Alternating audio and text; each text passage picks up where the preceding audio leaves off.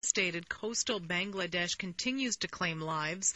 More than 3,000 people died during the cyclone. From Bangladesh or those with close ties to the country are trying to reach their relatives and following reports of the damage. We have reached Shah Chandan. He is with the Bangladesh-Canada Association in Windsor, Essex. Hello. Hi. Hi, where are you from originally? Bangladesh. And actually, I was born in the part that got hit by this storm. Oh, my. So what have you been doing the last little while and trying to get information from back home? Yes, as a matter of fact, I got some few relatives myself there, but fortunately they are unharmed. But the situation is not so for the others, actually, as you might well know by the newspapers and all that. Mm-hmm. Well, I mean, we're hearing and seeing some of these images. I wonder, even just from your perspective, given, well, you know that part of the world very well, what was your own first response when you heard about the cyclone with this winds of something like, was it 240 kilometers an hour?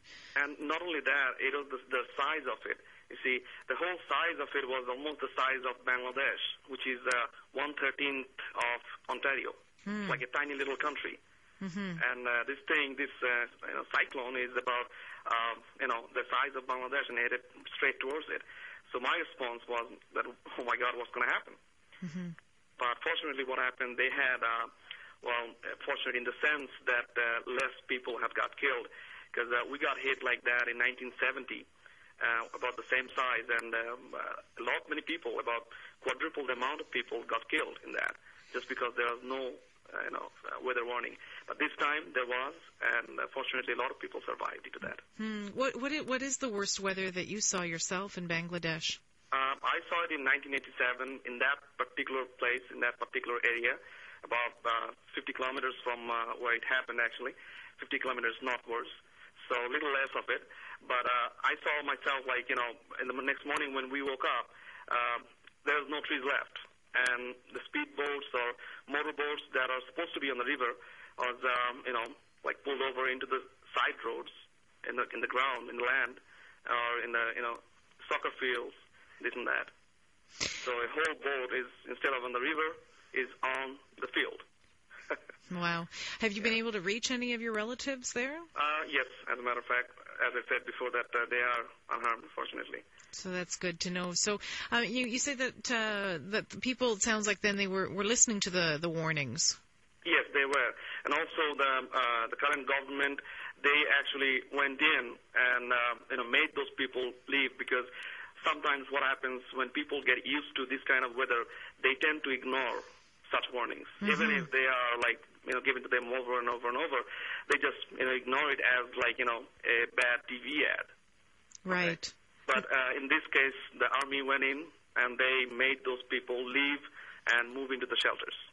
But as you already know, that it is not like the scale of people. The number of people is so much in a small place. Some people have to die, unfortunately. Yeah. What from here are you hoping to be able to do?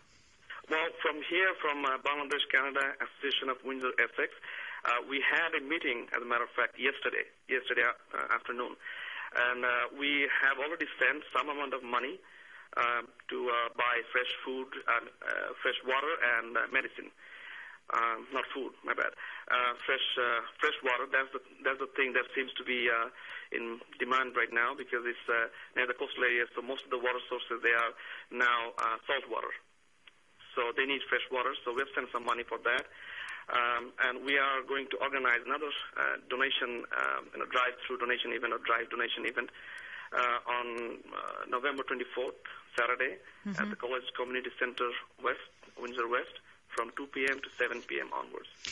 Are you connected with other members of the Bangladeshi community here in Ontario? We are somewhat, but at this point, at the beginning, the way we had hoped the communication would reach, but the news has affected us so much that we are, instead of communicating with each other, we are mostly communicating with the people in Bangladesh, to see our relatives are okay or not. Mm-hmm. So that hasn't gone to that point where we have a solid communication between ourselves. It hasn't gone that far, unfortunately. Right. Well, it's early days. We're hoping in the next few days it will reach to that point where we all have organized efforts, and we'll be able to do something towards these people suffering. How big is the community here in Ontario? Do you know? Sorry? In Ontario, it's a lot, actually. In Toronto, a lot of people there. As far as my calculation goes, I've heard people say about 100,000 Bangladeshi people live in Toronto. About 100,000. But I'm not sure about that figure. That's not an official figure. But I know about the figure in Windsor and Essex. It's about 400 families. So, and are you all pretty much around the same area? Yes, we are. Yeah. Well, I wonder, it sounds like, well, you got together yesterday. I suppose, in a way, it helps you overcome a sense of, well, what can you do? You see that damage, and you might feel a bit helpless, maybe, in some ways. Yes, as a matter of fact, because living this far, you don't have all the things that you can do. You see, you plan a lot of things, but what happens at the end of the day, those plans don't get carried away because that there is no effective means in between. So we have to tend to our limited supplies, even our limited time that we have and all. So at the end of the day, I know it is somewhat that people from outside may not understand that we do feel so helpless. So, yeah, thank you for understanding that. I wonder then overall, given your own efforts to try to help and other relief efforts, do you think that they really can be effective? I mean, will the food and clean water get to the people who actually need it?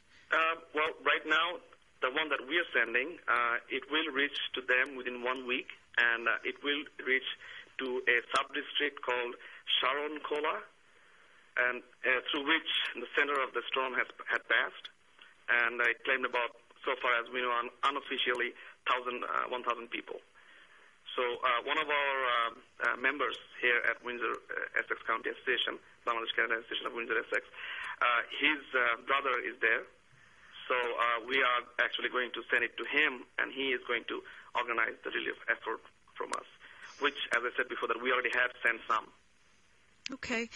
Shah Chandan, thank you very much for your time. Thank you very much for giving me this opportunity to expose our sufferings back in Bangladesh. All the best to you. Yes, thank you very much. Shah Chandan is the Associate General Secretary for the Bangladesh-Canada Association in Windsor, Essex, and we reached him in Windsor.